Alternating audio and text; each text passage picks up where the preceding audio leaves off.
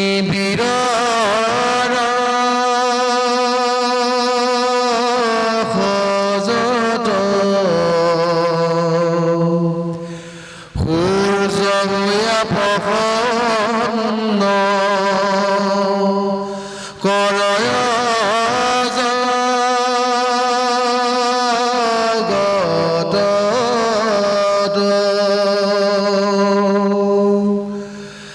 নিশাকৰ চন্দ্ৰ হুয়া ৰজনী প্ৰকাশে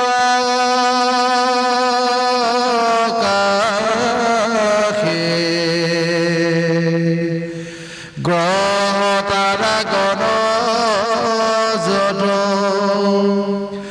আশ্ৰয়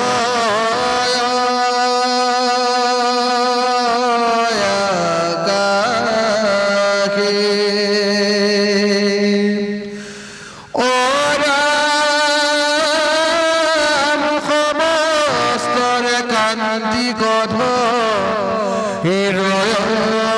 কেশৰী তাৰ সম নাহি আৰু ব্ৰহ্মাণ্ড ভিতৰে এইটো দিশ জিনিয়া ভৈ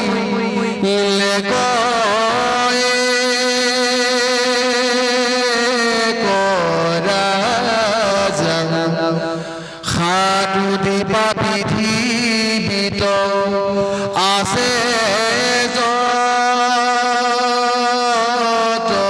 প্ৰজা। এটি মহামহাদৈত্যসকল এতিয়া স্বৰ্গত দেৱতাৰ আসনত উপবিষ্ট হ'ল। তাতোকৈ ডাঙৰ কথা, মহাদেৱতাসকল স্বৰ্গতে আছে, কিন্তু তেওঁলোকৰ শক্তিহীন এক অৱস্থা হৈ গ'ল। ইন্দ্ৰই নিজৰ মতে একো কৰিব নোৱাৰে। মেঘৰ দ্বাৰা ইন্দ্ৰই সদায় বৰ্ষণ দিয়ে, কিন্তু সেই দেৱৰাজ ইন্দ্ৰই একো কৰিব নোৱাৰিলে। সূৰ্যই সকলোকে তাপ আৰু পোহৰ দিয়ে, কিন্তু সেই সূৰ্যও তাপ আৰু পোহৰ দিব নোৱাৰিলে। বায়ুৱে সমস্তকে প্ৰাণ শক্তি প্ৰদান কৰে, কিন্তু সেই বায়ুৱে নিজেও একো কৰিব নোৱাৰে। অগ্নিয়ে দহন কৰিব নোৱাৰে। ইত্যাদি ইত্যাদি দেৱৰ যে শক্তি, সেই সমস্তবিলাক লয় হ'ল। আৰু ক'ত সেই সমস্ত শক্তি নিহিত হ'ল? হিৰণ্যকশিপুৰৰ দেহত। হিৰণ্যকশিপুৰে সমস্ত দেৱতাৰ শক্তি তেওঁ হৰণ কৰি ল'লে বা আয়ত্ত কৰি ল'লে, যাৰ ফলত সূৰ্যৰ কৰ্মটো কৰে হিৰণ্যকশিপুৰে, বায়ুৰ কৰ্মটো কৰে, বৰুণৰ কৰ্মটো কৰে হিৰণ্যকশিপুৰে। তেওঁ যি ইচ্ছা সেইটোৱে সম্ভৱ হয়। তেওঁ সূৰ্য শক্তি ধাৰণ কৰোঁ বুলি ক'লে তেওঁ মহা দীপ্তমান এটা ৰূপ লয়, আৰু সেই দীপ্তমান ৰূপটোত যে সূৰ্যৰ শক্তি বাহিৰে অন্য শক্তি নাই বুলি স্বীকাৰ কৰিবলৈ বাধ্য হয়। আৰু যি কি নহওক, এই মহাশক্তি আজি কোনে পালে? দেৱৰাজ ইন্দ্ৰৰ জৰিয়তে সমস্ত দেৱশক্তি এতিয়া হিৰণ্যকশিপুৰৰ জৰিয়তে পাব লগা হ'ল। গ্ৰহ নক্ষত্ৰৰ যি জ্যোতি, সেই জ্যোতিও ম্লান হৈ গ'ল। কেৱল হিৰণ্যকশিপুৰে সমস্ততে যে শক্তি বিলাবৰ কাৰণে সামৰ্থ্য লাভ কৰিলে। এইকাৰণে সমস্তৰে কান্তিক ধৰ একেশ্বৰে, তাৰ সম নাহি আৰু ব্ৰহ্মাণ্ড ভিতৰে। দশো দিশ জিনিয়া ভৈলেক এক ৰাজা, সাতো দীপা পৃথিৱীত আছে যত প্ৰজা। এই সাতোদীপা পৃথিৱীত যিমান প্ৰজা নাথাকক কিয়, সকলোৱে স্বীকাৰ কৰি ল'লে যে ৰজা আছে যদি এজনেই আছে, হিৰণ্যকশিপুৰ।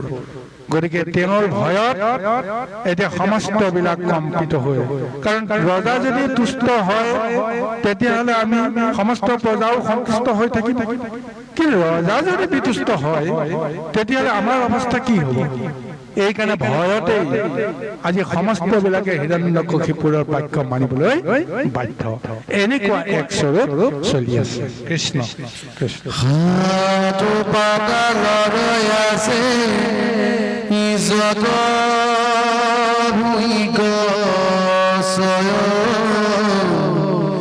স্বৰ্গত যতে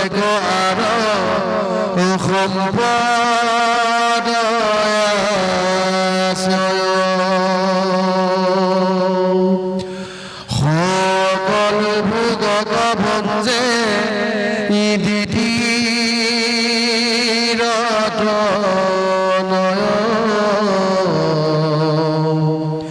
তথাপিতো তাৰ মনে ইদিতি নাহি কয় ক্ষণে ক্ষণে আতি মহা তৃষ্ণা বাহি যায় ইন্দ্ৰিয় গজিনি বাক নপাৰে সদায় অসহ্যৰ গৰ্বে মত্ৰ ভয়াতি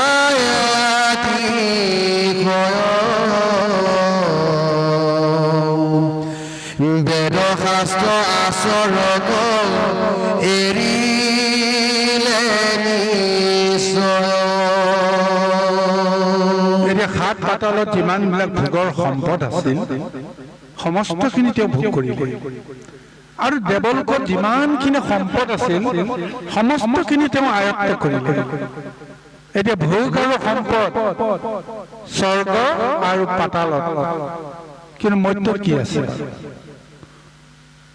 এতিয়াতো ভোগৰ সমস্ত ভাণ্ডাৰটো বোলে পাতালত আছে পাতালৰ পৰা সেই ভোগৰ দ্ৰব্যবিলাক মনুষ্যই আহৰণ কৰে দেৱতাসকলে কাঢ়ি লৈ গুচি যায় যেনেকেই নহওক পূজাৰ নামতে হওক যজ্ঞৰ নামতে হওক দেৱতাসকলে মনুষ্যৰ পৰা সেই ভোগবিলাক স্বৰ্গলৈকে কাঢ়ি লৈ যায় আজি এই কাৰণে চাওক আচলতে পাতালত সেই ভোগটো হয় নে নহয় কওকচোন বাৰু গছ বিৰিখৰ জৰিয়তে নদী নিজৰাৰ জৰিয়তে যিমানবিলাক দ্ৰব্য শক্তি ক'ৰ পৰা আহৰণ কৰে পাতালৰ পৰাই আহৰণ নকৰে জানো বাৰু মাটিৰ তলৰ শক্তিটোৰ পৰাই জানো সেইখিনি আহৰণ নকৰে জানো গতিকে এই কাৰণে শাস্ত্ৰই কৈছে পাতালত সেই ভোগ আছে আৰু সেই ভোগ আহৰণ কৰিবৰ কাৰণে আমি সদায় প্ৰযত্ন কৰোঁ কিন্তু আমি বুজি নাপাওঁ যে সেই ভোগ আচলতে পাতালৰ দ্ৰব্য এতিয়া বলি ৰজাক প্ৰভু ভগৱন্তে বামন স্বৰূপত এনেই পাতাললৈ তেওঁক পঠিয়াই দিয়া নাই স্বৰ্গ ৰাজ্য তেওঁ এতিয়া অধিপতি হৈ আছিল এই স্বৰ্গ ৰাজ্যৰ পৰা তেওঁ কলৈ পঠিয়াইছে ভোগৰ ৰাজ্য সুতলপুৰলৈকে পঠিয়াইছে চিন্তা কৰি চাওকচোন ইয়াত কিমান এটা পাৰমাৰ্থিক ৰহস্য লুকাই আছে গতিকে এই ভোগ দৈত্য কুলত আছে কিন্তু দৈত্য কুলে ভোগ কৰিব নোৱাৰে ভোগ চিনি নাপায় ভোগ বুজিব নোৱাৰে কাৰণে মনুষ্য কুলৰ জৰিয়তে ভোগ পাবৰ কাৰণে দৈত্যসকলেও বিচাৰিব লগা হয় আৰু দেৱতাসকলেও বিচাৰিব লগা হয় তিনিটা কুলৰ ভিতৰত শ্ৰেষ্ঠ কুল হিচাপে আমি মনুষ্যকে জ্ঞান কৰিব লগা হওঁ কিন্তু স্বৰূপতে তিনি কুলৰ ভিতৰত দেৱতাসকলক শ্ৰেষ্ঠ বুলি কয় মনুষ্য কুল তাৰ তলত আৰু আক্ষৰিক ৰূপত দৈত্য শক্তিক একেবাৰে নিচত বুলি আমি গণ্য কৰোঁ কিন্তু স্বৰূপতে মনুষ্য কুলহে শ্ৰেষ্ঠ দেৱতা আৰু অসুৰে কেৱল মনুষ্য কুলৰ আশ্ৰয়হে তেওঁলোক ভোগ কৰিব লগা হয় মনুষ্যৰ পৰা দৈত্যসকলে ডকা হকা লৈ যায় টানি আজুৰি লৈ যায় সেইকাৰণে তেওঁলোক দুষ্টমতি সেইকাৰণে তেওঁলোক দৈত্য কিন্তু দেৱতাসকলে বৰদান দিয়া চলেৰে ভালৰি বুলোৱাৰ চলেৰে মৰমেৰে যেনেকেই নহওক কৌশলেৰে মনুষ্যৰ পৰা ভোগখিনি কাঢ়ি লৈ গুচি যায় আৰু আমি মায়াত মজি থকা মনুষ্যসকলে ততকেই নাপাওঁ কিন্তু কৰ্মখিনি গোটেইখিনি কৰ্ম কোনে কৰে কিন্তু মনুষ্যই কৰে দেৱতাও কৰ্ম নকৰে অসুৰেও কৰ্ম নকৰে মনুষ্যই কৰ্ম কৰে দেৱতা আৰু অসুৰে ভোগ কৰে কিন্তু আজি হিৰণ্যকশিপুৰে স্বৰ্গৰ ৰজা হোৱাৰ লগে লগে মনুষ্যৰ কৰ্ম নাইকিয়া হৈ গ'ল, কাৰণ দেৱতাসকলেতো কৰ্ম নকৰে, মনুষ্যই কৰি দিয়া কৰ্মহে ভোগ কৰে। কিন্তু তেওঁলোকে এতিয়া তিনি তেওঁলোকৰ অধিপতি হ'ল যেতিয়া মনেৰে বিচাৰিলে সমস্ত পাব পৰা শক্তিটো আজি পাই গ'ল। স্বয়ং প্ৰভু ভগৱন্তে এতিয়া তেওঁক এই শক্তিটো দি এটা পৰীক্ষা কৰিছে। তুমি খাই আছা, খাই থাকা, যিমান পৰা খাই থাকা। এদিন যেতিয়া তোমাৰ উপলব্ধি হ'ব যে ইমান খালো, কি পালো, তেতিয়াতো অন্ততঃ ভোকটো গুচিব। নাই, এইবিলাক খাইনো কি লাভ? কিন্তু এই হিৰণ্যকশিপুৰক সেই দুৰ্ভাৱনাটো দিছে, তুমি যিমান খোৱা, কিন্তু তোমাৰ যে হেঁপাহ নপলায়, খায়ো তুমি তৃপ্তি নোপোৱা, সদায় অমৃত ভঞ্জন কৰি আছা, অথচ তোমাৰ তৃপ্তি পলোৱা নাই। আৰু লাগে, আৰু লাগে। কিয় লাগে? কোন দত্তই খাইছে সেইবিলাক? হৃদয়ত থকা জনে সেই ভোগটো তেওঁক দিছে। এতিয়া তেওঁ খায়ো এতিয়া হেঁপাহ নপলোৱাৰ যিটো প্ৰৱণতা, এই প্ৰৱণতাটো অহাৰ পিছত এতিয়া তেওঁ নিজক নিজে ইমান অসন্তুষ্ট হৈছে যে ইমানবিলাক খাইছো, তথাপিও মোৰ কিয় হেঁপাহ নপলায়? গতিকে লাহে লাহে দৈত্যৰ যিখিনি নিয়ম আছিল, বিধি আছিল, সেইবিলাককো তেওঁ ত্যাগ কৰিব লগা হ'ল। দেৱতাসকলৰহে যে এটা বিধি আছে সেইটো নহয়, দৈত্যৰ সকলো এটা বিধি আছিল। কিন্তু সেই দেৱতাই হওক, দৈত্যই হওক, কোনো বিধি এতিয়া তেওঁ নমনা হৈ গ'ল। কাৰণ তেওঁ যে সৰ্বোচ্চ হৈ গ'ল, তেওঁৰ বাহিৰেতো জগতত কোনো নাই, তেওঁৰ কথাই আইন। তেওঁৰ ওপৰত যদি কোনোবা এজন আছে বুলি ভবাহেঁতেন, তেওঁ সেইজনক ভয় কৰি তেওঁ চলিলেহেঁতেন। এতিয়া তেওঁ যদি কাক ভয় কৰিব? আৰু তাৰপিছত দেখা গ'ল তেওঁৰ ইন্দ্ৰিয় বাসনা ইমান এক মহা ক্ষুধাতুৰ ৰূপত আগবাঢ়ি গৈ আছে, যাৰ ফলত এই খাওঁ খাই হেঁপাহ নপলায়। আৰু শেষত গৈ নীতি নিয়ম আইন শৃংখলা সমস্তবিলাক তেওঁ জলাঞ্জলি দিব লগা হ'ল। কিহৰ কাৰণে? অন্তৰাত্মাত যে তেওঁৰ দৈত্য শক্তিটো আছে। দেৱভোগ কৰিব পাৰে, কিন্তু দেৱতা হ'ব নোৱাৰে। কাৰণ দৈত্যৰ যিটো নীতি আচাৰ, স্বভাৱজাতৰ যিটো স্বৰূপ, এই স্বৰূপৰ পৰা কেতিয়াও তেওঁ আঁতৰিব নোৱাৰে। এই কাৰণে এইখিনিতে প্ৰভু ভগৱন্তে এতিয়া তেওঁ কৰ্মদুখত পেলাবৰ কাৰণে প্ৰযত্ন কৰিছে। দিব লগাখিনি দিলে, কিন্তু তাক যদি চিনি নাপায়, বুজি নাপায়, তেতিয়াহ'লে তাৰ বিপৰীত চিন্তাটো ভগৱন্তে কৰিবই লাগিব, হয়নে? যি ফল বিচাৰিছে সেইটোকে দিয়া। তাৰ পিছত তুমি তাৰ পৰা যদি কোনো এটা শুভ দৃষ্টি তুমি ল'ব নোৱাৰা, সুজ্ঞান এটা ল'ব নোৱাৰা, লাহে লাহেতো তোমাক সেই সম্পদৰ পৰা বঞ্চিত কৰিবৰ কাৰণে ভগৱন্তে লীলা কৰিব। এতিয়া সেই অসন্তুষ্টি ভাৱনাৰে বেদৰ নীতি আচাৰ, দৈত্যৰ নীতি আচাৰ, নিয়ম ভংগৰ অপৰাধত তেওঁক এতিয়া পেলাবৰ কাৰণে ভগৱন্তে এনেদৰে তেওঁক উৎফুল্লিত কৰাবলৈ গৈ আছে। কাৰণ সেইজন ভগৱন্ত হৃদয়তে থাকি এইখিনি কৰ্ম কৰি আছে।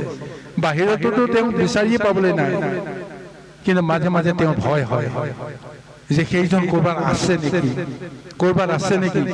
কোনোবা জনে যদি ব্ৰাহ্মণে ঋষিয়ে যদি বিষ্ণুৰ নাম লয়, সেই ভয়টো তেওঁ আহি যায় যে এওঁটোতো সজ্জন লোক বোলে সকলোৱে জানে, মহাজ্ঞানী বোলে সকলোৱে জানে, এওঁৰ মুখত যে কৃষ্ণৰ নামটো আহি গ'ল, ক'ৰবাত আছে নেকি? মই ভাবিছো নাই, কিন্তু তেওঁৰ অন্তৰাত্মাই কৈ আছে যদি সেইটোতো কেতিয়াবা সঁচাও হ'ব পাৰে। এই বিচলিত ভাৱনাহে তেওঁক অশান্তিত জৰ্জৰিত কৰি তুলি আছে। বাৰু আহক আমি পুনৰ পদলৈকে আগবাঢ়ো।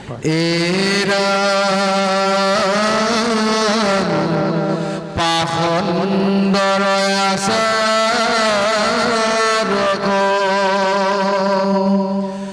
সততে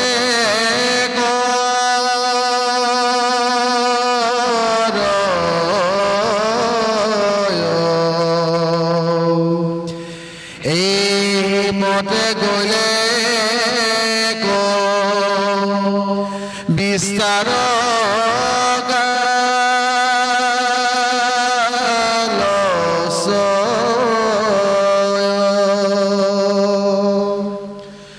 ব্ৰহ্ম খাব পায়া সিটো দৈতে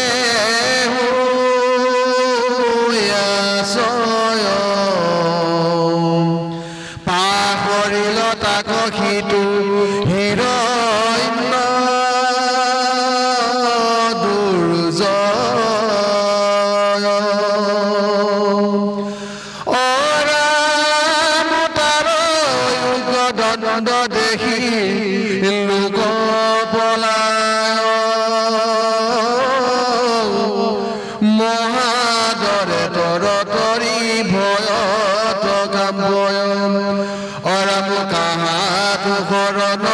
যাইবে উপায় নপান্ত তাক ভয়ে গভৰি যাইবে নপাৰনুদ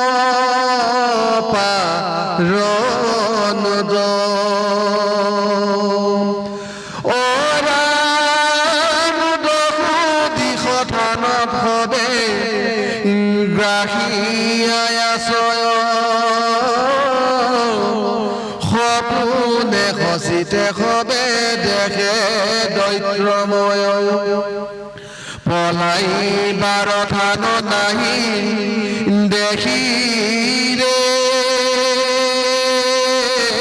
বছয় মনত শৰণ লয়া হৰি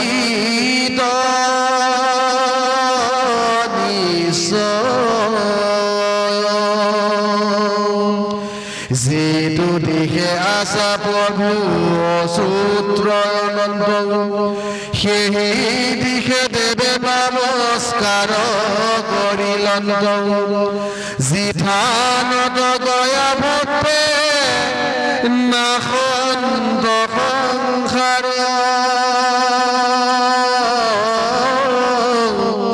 তাকে লক্ষ্য কৰি দেৱে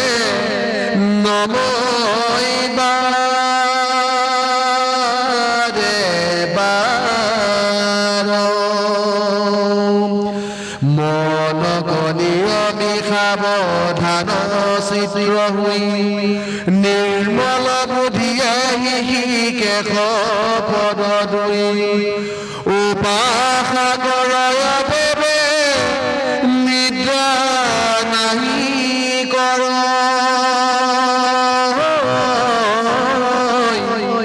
নিশেষে দেৱতা বায়ু ভোজন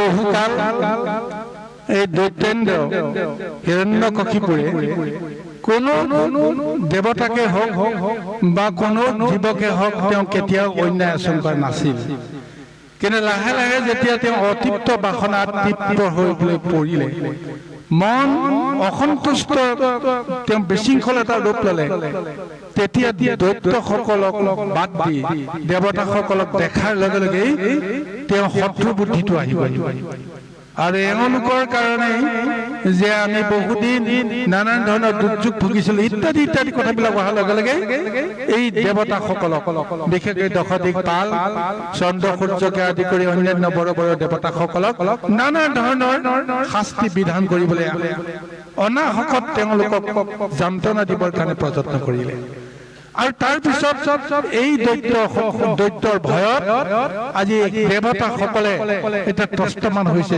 হিৰণ্যকশিপুৰৰ নাম শুনাৰ লগে লগে দেখাৰ লগে লগে তেওঁলোক থৰ কম্পিত হ'ব লগা হৈ যায় তাৰ পিছত প্ৰাণৰ মমতাত এতিয়া তেওঁলোকে হিৰণ্যকশিপুৰৰ পৰা পৰিত্ৰাণ পোৱাৰ কাৰণে চেষ্টা কৰিলে পলাই পত্তন দিবৰ কাৰণে যত্ন কৰিলে কিন্তু ক'ত পলাই সাৰিব সমস্ত দিশতেতো হিৰণ্যকশিপুৰে ৰাজত্ব মহাশক্তিয়ে হিৰণ্যকশিপুৰে মুহূৰ্তৰ ভিতৰতে লুকাই থকাৰ পৰা তেওঁলোকক লৈ আহিব এতিয়া এই দেৱতাসকলে চিন্তা কৰিছে কি প্ৰকাৰে হিৰণ্যকশিপুৰৰ পৰা আমি পৰিত্ৰাণ পাম তাৰ পিছতে তেওঁলোকৰ মন্ত্ৰত অন্তৰাত্মাত সেই ধাৰণাটো আহি গ'ল স্বয়ং প্ৰভু ভগৱন্তৰ বাহিৰে আমি কেতিয়াও হিৰণ্যকশিপুৰৰ পৰা পৰিত্ৰাণ নাপাম সেই প্ৰভু ভগৱন্ত হৰিক এতিয়া তেওঁলোকে মহা স্মৰণ কৰিবলৈ আৰম্ভ কৰিলে তুতি কৰিবলৈ আৰম্ভ কৰিলে এতিয়া ক'ত যাব কি কৰিব ক'ব পৰা নাই হিৰণ্যকশিপুৰেও ভোগ খাই আছে সমস্ত জীৱই ভোগ খাই আছে অথচ দেৱতাসকলে একো খাবলৈ নোৱাৰা হৈ গ'ল ভোগ পিয়া নাইকিয়া হৈ গ'ল ক্ষুধাতুৰ হৈ আছে অথচ খাব নোৱাৰে ভয়ত যিকোনো মুহূৰ্ততে তেওঁলোকৰ সৰ্বনাশ হোৱাৰ ভয়ত যি কি নহওক তেওঁলোকৰ হৃদয়ত শুভবুদ্ধি আহি গ'ল যে ভগৱন্তক বিচাৰি যেনেকৈ যাব লাগিব এতিয়া ভগৱন্তক বিচাৰি ক'ত যাব তেতিয়া তেওঁলোকৰ অন্তৰাত্মাৰ এটা কথা আহিল যে দুজাগাত ভগৱন্তক আমি সন্ধান কৰিম। এজাগাত হৈছে কি, তেওঁ য'ত নিবাস কৰে, অনন্ত শয্যাত য'ত তেওঁ শৰণ কৰি থাকে, যে তালৈকে যাব লাগিব। তাতোতো ভগৱন্ত নাই, কিন্তু সেই ঠাইটোকে বিচাৰিছে যেতিয়া, পাইছে যেতিয়া, সেই ঠাইতে এতিয়া দেৱতাসকলে তুতি কৰিছে।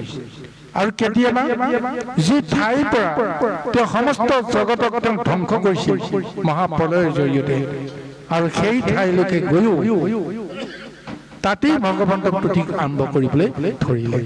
আৰু এনেদৰে আজি দৈত্যৰ গ্ৰাসৰ পৰা দেৱতাসকলে ৰক্ষা কৰিবৰ কাৰণে ঈশ্বৰৰ শৰণাপন্ন হৈছে। আৰু এই কাৰণতে ভগৱন্তে আচলতে লীলা কৰিব লগা হ'ল। দেৱতাসকলে যেতিয়া ভোগ কৰে, নিজৰ বাহিৰে সমস্তকে পাহৰি যায়।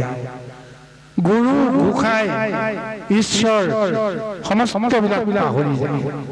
যাৰ কাৰণে প্ৰভু ভগৱন্তে দৈত্য শক্তি বৃদ্ধি কৰি দৈত্যসকলৰ জৰিয়তে তেওঁলোকক এটা তাৰণা দিয়ে, আৰু সেই তাৰণাত যদি পুনৰ শুভ বুদ্ধি উদয় হয়, তেতিয়া ভগৱন্তে তেওঁলোকক কৃপা কৰে।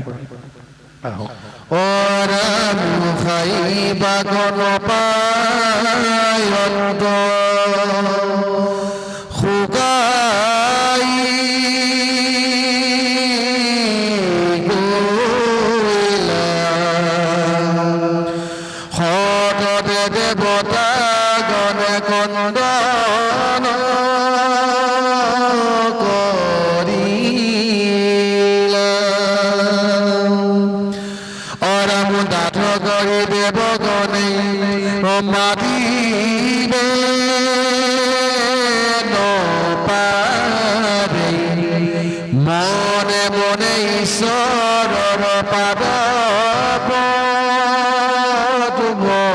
স্মৰে। অৰাম শুনিলা দৈতে নিয়া পৰাণ মাৰিব, সবে দেৱতাক খান্দা ধৰি কাটিব। অৰামে নদে গুণি হৰি উপাসা কৰ, দেৱতাৰ দুখ দেখিল কি পাম।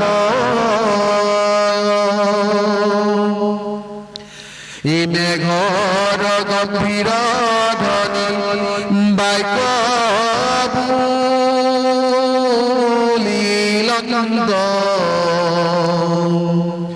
বচন শুনন্দে কেহু অৰূপনে দেহনুদ। ঈশ্বৰৰ বাইকে দহু দিশ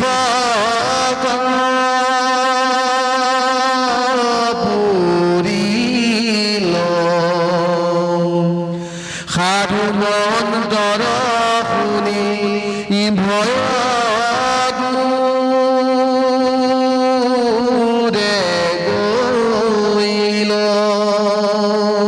ইফালে খাবলৈ নাপায় দেৱতাসকল, শুকাই খিনাই খৰিডালৰ নিচিনা হৈ গ'ল।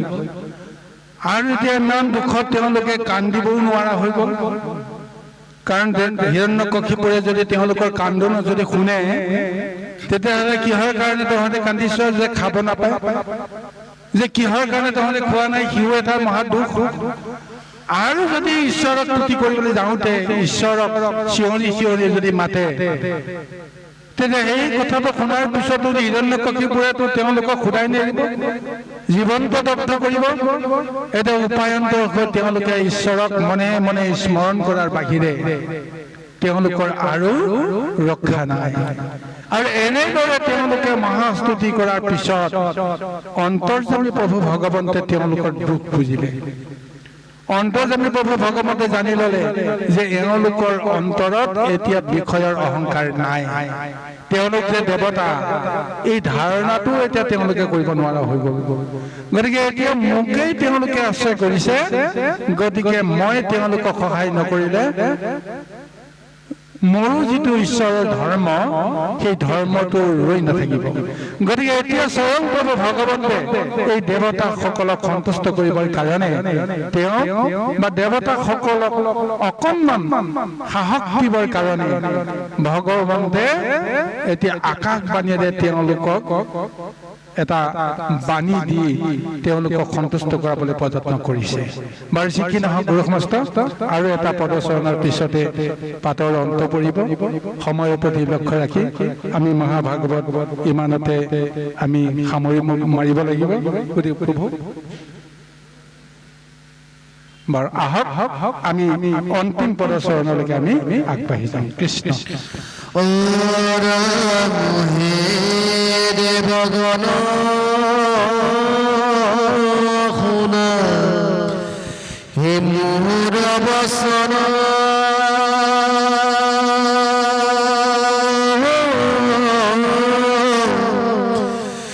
ভয় নকৰিবা কহো দৈত্যৰ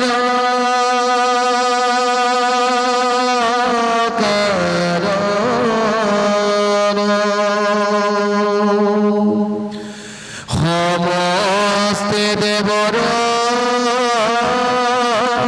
মহা কুশল হইবে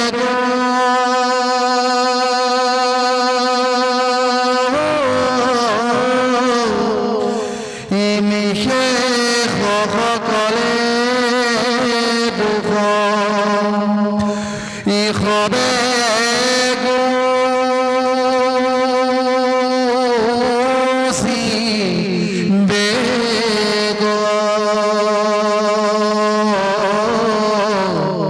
কৃষ্ণ শংকৰ গুৰু হৰিলা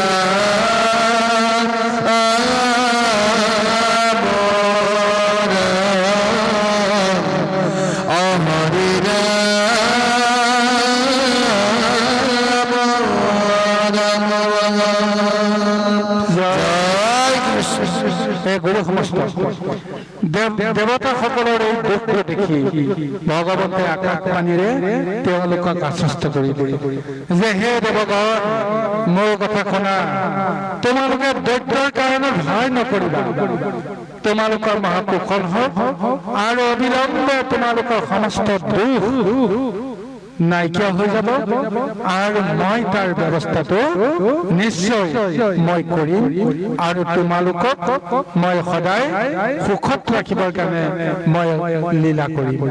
এনেদৰে স্বয়ং প্ৰভু ভগৱন্তে যেতিয়া আকাশবাণীৰে দেৱতাসকলৰ মন তুষ্ট কৰাই দিলে, সিদিনাখনৰ পৰাহে দেৱতাসকলে স্থিৰ ভাৱনাৰে ঈশ্বৰক ধ্যান কৰি আজি হিৰণ্যকশিপুৰৰ লগত থাকি যেনেকৈ নহওক ভগৱন্তলৈ তেওঁলোক অপেক্ষা কৰি আছে। হে প্ৰভু, তুমি কি মহালীলাৰে আমাক তুমি কৃপা কৰা। আৰু সেই মুহূৰ্তৰ পৰাই ভয় শংকা তেওঁলোকৰ মনৰ পৰা আঁতৰি গুচি গ'ল, কাৰণ ঈশ্বৰৰ প্ৰতি অটল বিশ্বাস তেওঁলোকৰ ঈশ্বৰৰ সেই আকাশবাণীয়ে তেওঁলোকৰ অন্তৰাত্মাত সেই সুন্দৰ মনোময় এক ধাৰণা দৃঢ় কৰি দিলে। আৰু সেইখিনি কাৰণতেই আজি মহাভাগৱতে আজি মহা উপদেশেৰে আমাক এই তত্ত্বটো দিবলৈ গৈ আছে। চব কামটো ভগৱন্তৰ ইচ্ছাৰে হয়। আমি বিষয়ৰ কাৰণত পৰি যে ঈশ্বৰক পাহৰিব লগা নহওঁ, তাৰ কাৰণে আমি সদায় সচেষ্ট থকা দৰকাৰ।